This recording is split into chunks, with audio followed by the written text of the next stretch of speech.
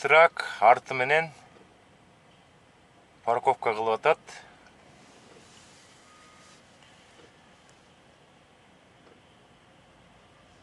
Бер жагы кенен эле экен, өз жагын эле карап кире берсе болот. Эгер бул жагында местанын бул жагында трак болсо, могу бурчу тийип кетиши мүмкүн да. Ошон үчүн сак болуш керек. Кээ бирде барып түшүп караш керек.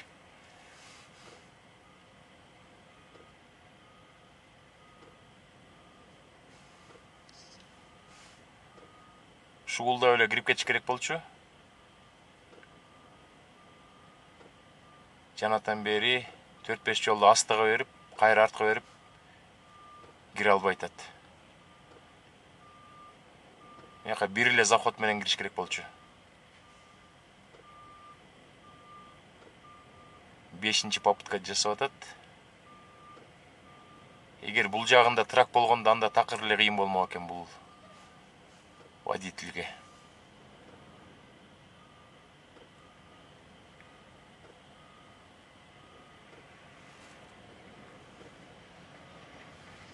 Пикап трак кетти, 3 машина салып алып. Сындырыш керек. Рульду көрдүңөрбү? Дөңгөлөгү бери көздөй бурулуп атат. А трак болсо, арты тескери көздөй кетип атат. Жеңил машинага окшош эмес да, трак тескерисинен бурулат. Эгер рульду сол жака бурсаңар, трейлердин эң арты оңго кетет. Мына келтет. Эми кайра түздөш керек дагы. Мына оң жака бурду. Трейлердин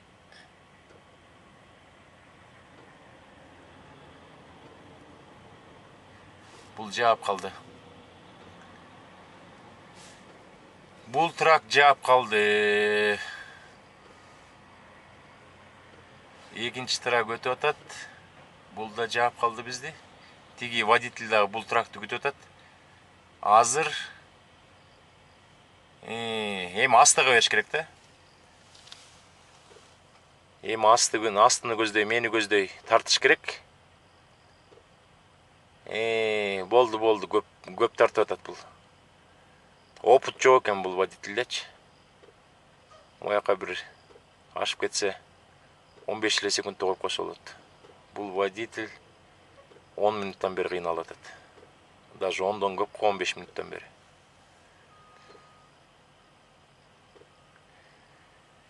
Дагы туура эмес сындырып атат.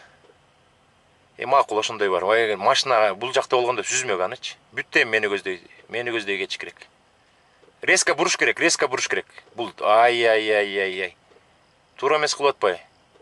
Эгер парковкага ушинтип кое албай атат, анан докко барганда кантип коет? Эки жагында эки трак турганда. Анда бул капталдагы тракты сүзмөк да. Тиги тракты сүзгөн атат азыр. Мени көздөй келиңиз. Дагы келиңиз. Эрте артка берип атат.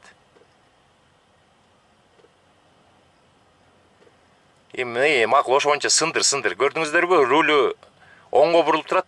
Трактын арты болсо солду көздөй кетип атат. Дагы кете бер. До конца тийбе. Рульга тийбей кете бер.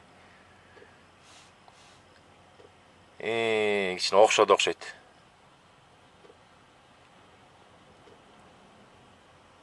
Мыякта Volvo 780, Исламдын трагы ушундай, мага жагат. Менин биринчи трагымдын ичи да аябай чоң болчу кенен, Freightliner-дики Каскадияныкы. Ошол Volvo 780 менен тең.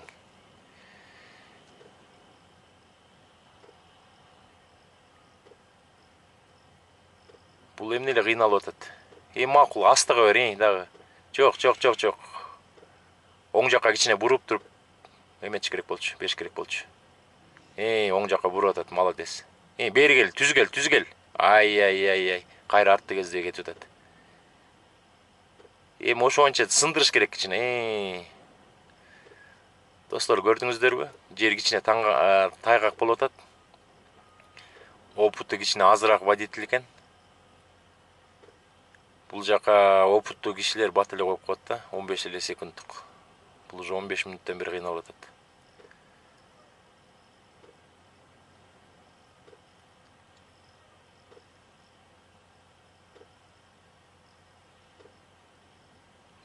Койду окшойт. Койду.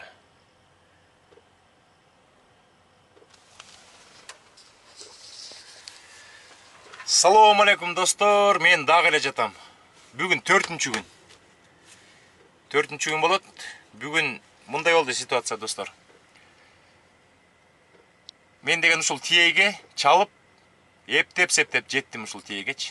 Ушул тиеге келсем, Америкада да ушундай болот. Булар мага айткан, бизге келгиле, биз ошо запчасти дилерден заказ беребиз. Анан жасап беребиз деп. Эртең менен бул жака келип туруп, мен келдим, запчасти заказ бергиле, азыр төлөп берейин. Анан машинамдын помпасын алмаштырып бергиле десем, айтып атышат, биз сага антип айткан эмеспиз депчи.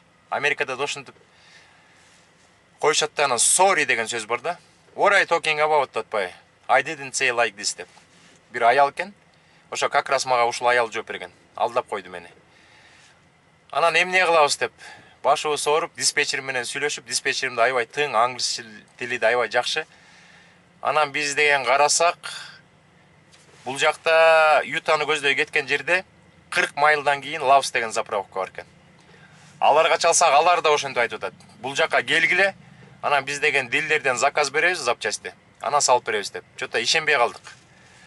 Ошон үчүн өзүбүз издесек, ушул жерден 116 майл жерде Volvo дилер бар экен. Өзүм чалып сүйлөшүп ушундай парт барбы десем, жок деп настроенияны бузду. Бүттү дедим, иш бүттү, мыякта мен бир жума калдым десем, кайра ошол дилерден мага кайра чалып калды. Менин телефонум сохраненный болуп калды да. Анан айтат, кечиресиз, бир воре памп бар экен дегенде, ой, ушунчалык аябай сүйүнүп кеттим. Канчада жабыласыңар десем, саат 5-те жабылабыз деди. Анан бизде деген саат 9:30 болуп калган эртең мененки. Анан мен такси издей баштадым. Такси менен барып, кайра келейин десем, бул жактагы таксилер ошо 116 майлга. Ушундай жерлерди карабайсыздарбы? Монун баары, терезенин бүт баары туз. Жердин баары туз. Туз сепкенде эрийт да. Ушундай погодада ошо дилерге барып 116 майл. Запчасыңды алсаң, кайра мияка алып келген үчүн бир сторона $300, экинчи сторона $300, $600 сурады. Запчастын өзү боюнча $625 экен. Анан менин диспетчерим Данияр айтты, Алмаза андай болбойт, $600 эмне кылабыз деп. Мен деген ошол жактагы таксилерди издейин деп, молодец, ошол 116 майл жердеги дилердин жанынан бир компанияга чалып такси таап, анан түшүндүрүп айтты, ошо дилерге биз акчасын төлөп коебуз, дилерге барып, запчастын алып, анан 116 майл айдап келип туруп, ошо тракстапка келип, ошол жакта биздин водитель отурат, ошого запчасти берип койгула деп. Канча болот десе, 280 деди. О, деп сүйүнүп кеттик. Ошондо $625 запчасть болду, $228 таксиге төлөмөй болдум. Саат түштөн кийин саат 2-2:30 алып келет дейт. Мен азыр кайра бул сервиске барышым керек дагы, айтып коюшум керек. Эми мени алдабагыла, давай мени очередке жазгыла, бир 2:30-3:00 менин запчастым келет. Ошону алмаштырып бергиле деп коюп, эгер Кудай буйрса бүгүн оңолуп калса, кетебиз. Эртең вторник күнү деливер жасап калат экенмин. Көп мекендештер переживать этип атты, чоң рахмат, айтып атышты, Алмазова баары жакшы болот, сабыр кылыңыз деп. Сабыр кылабыз достор. Бул деген турмуштун кичинекей бир мелочи деп койсок болот. Самый главный ден соолук болсун, аманчылык болсун. Мен мындан жаман оор ситуацияларда болгом. Бир жолу моторум ступ берген, жана биринчи алган трактын жолдо калгам, тоюнкке сүрөтүп. Экинчи жолу коробкам бузулуп, анда да азап чегип, Агаяга алып келип, андан кийин Чикагога жеткизип, ошол жактан механика болчу, ошо механика жакшы, $3000 алмаштырып берген. Ама автоматтар кымбат болот. Автоматтардын коробкалары эле бир 8-9-10 миң, 10 миңден да ашып кетиши мүмкүн. Ошондой достор. Ушинтип жүрөбүз. Жайкысын жакшы, кышында кээ бир райондор ушундай оорчулук болуп калат. Машина бузулбаса сонун эле болмок. Эми Машкада чарчады канчадан бери. Мен да мактап койдум эле. Машкага өзүм көз тийгизип алдым окшойт. Жакшы жүрүп атат деп.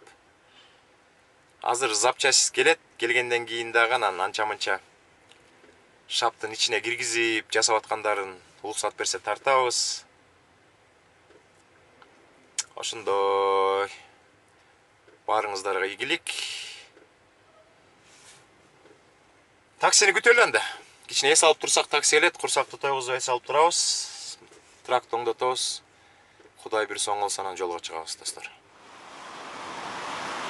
Мына бул жакта кем болот, классика экен. Классика эмне салып алыптыр көрөлү. Классика оверсайз экскаватор салып алыптыр. Мына карагалачы, жерге тийейин деп эле турат, ылдый жагы. Анткени булар бийик трактор, комбайндардын баарын салышат да. Анан мо жерге тийейин деп турат, карагалачы. Асты жерге тийейин деп турат, трейлерники. Анан ушулар кээ бирде такалып калат бийик жерге келгенде. Анан товин чакырып сүйрөтүп чыгарат. Мондай чынжырлар менен тарттырыптыр, карагалачы. Булардын жумушу оор. Чынжырларды тартырып туруш керек, карап туруш керек. Мына Вайомингде бул местный тракторда ушулардын баары. Мына булар дагы оверсайз салып алыптыр.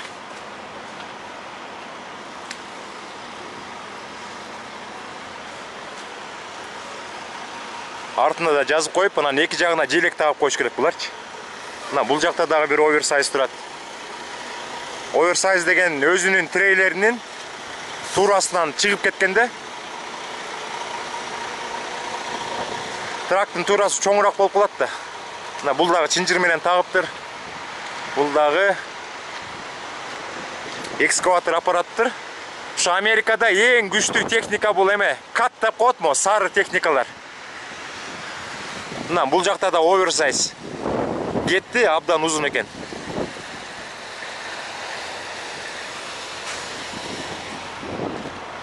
Ушундай, достор. Мен таксисти күтүп атам, запчасты качан алып келет деп.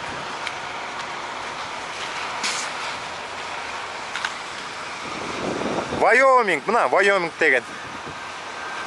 Мына трактор уже шуулдап жүрүп калыптыр. Жер кичине эзилип туздардан. Күн жылуураак болуп атат бүгүн.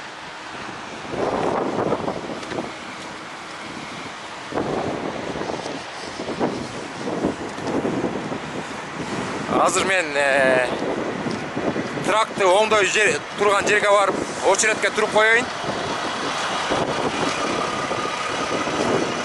Анткени анан барсам очеред дагы 2 саат, 3 саат күт деп айтып калышы мүмкүн, достор. Жердин баары эрип атат. Бuyakta bir Freightliner турат.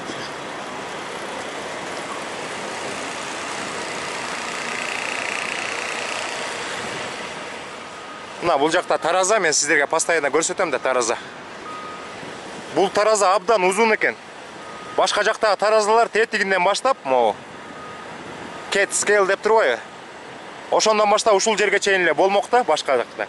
А булар оверсайзга рассчитан экен, тетигинден баштап. Биздики 25 метр болсо бул 45 метр экен.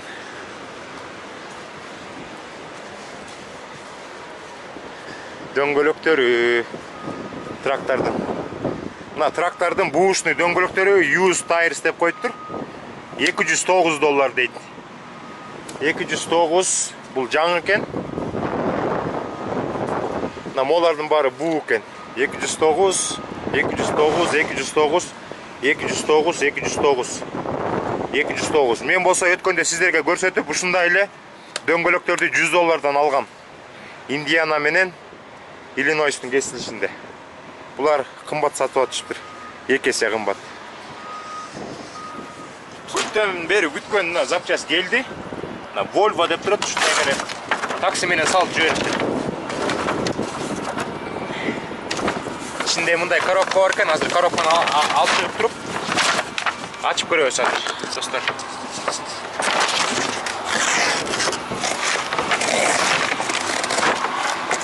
Камера менен неудобно болуп атат. Жанагы воре пампты алып келдим, мына воре памп мындай болот экен. Воре памп мына ушул эле темир $625. Анан Тигилер деген ушу воре пампты берип атып, мо жеринде сил болот, резинка сил болот да. Баягы тасолду агызбай турган сил болот, резинка. Ошону унутуп калышыптыр, бербей калышыптыр.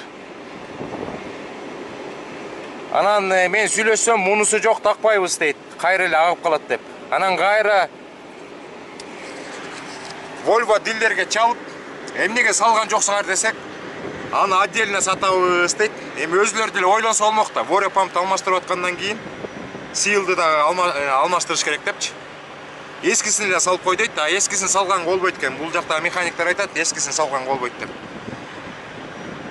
Азыр кайра таксиге звонить этип, кайра $280 такси заказ бердик. Эми ошо $14 силди алып келатат кайрачы.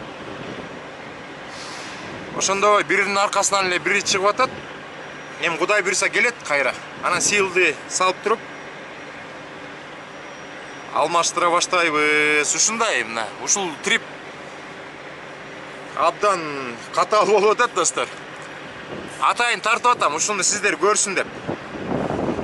Көп мекендештер ойлоп атса керек, булар тракты айдап алып эле жыргап жүрөт деп. Ушундай оорчулуктар болуп турат. Мына ушундай сил экен, жапчаң болгон. Бул жагы тегеренет экен. А зато болсо мына могул жерде силдин кийин иштеп калсаңар, Volvo айдап калсаңар, могу сил болот, эме воре памп болот.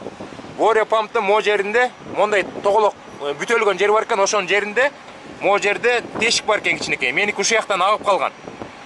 Ана мен деген муну холодный сварка менен бүтөп салгам. Көрсө бул уже иштебей калган учурда ушул жактан эми агып калат экен, тасол агып калат экен көрсө, достор.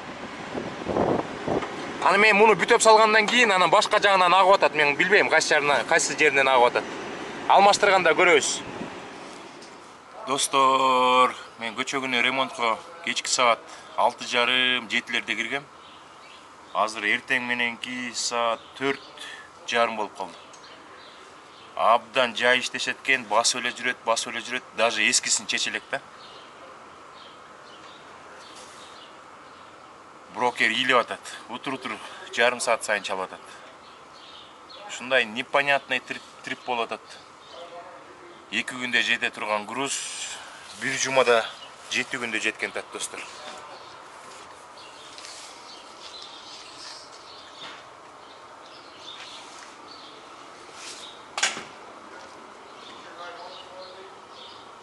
Булардын инструменттери го дейм.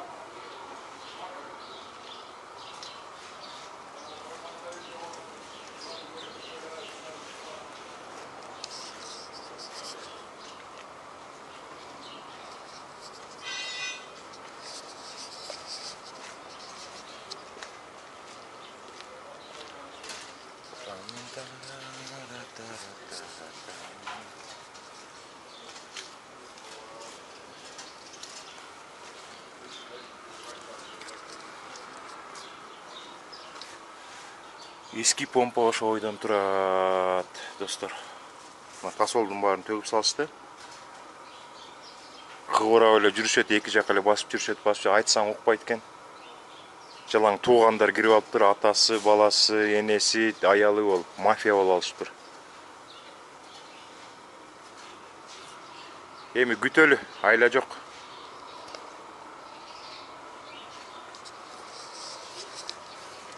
Уже экинчи күн болуп кетти. Мен экинчи күнү чыккам, жүк алып алып, уже экинчи күн болду, 7 күн болду.